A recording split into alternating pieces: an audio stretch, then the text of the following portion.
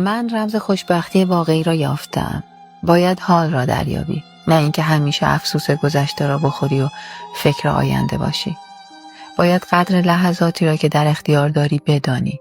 مثل کشاورزی، آدم هم میتواند در یک زمین پهناور بذر بپاشد، هم میتواند کشاورزی خود را به یک قطعه زمین کوچک محدود کند و از همان نقطه کوچک نهایت استفاده را ببرد. من هم میخواهم کشت و کارم را به یک قطعه زمین کوچک محدود کنم. میخواهم از لحظه لحظه عمرم لذت ببرم و بدانم که دارم لذت میبرم.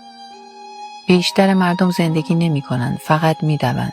آنها سعی می کنند به هدفی دور و دراز دست بیابند.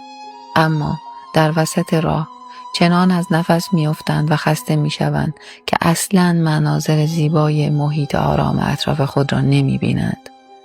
وقتی به خود می آیند که پیر و فرسوده شدند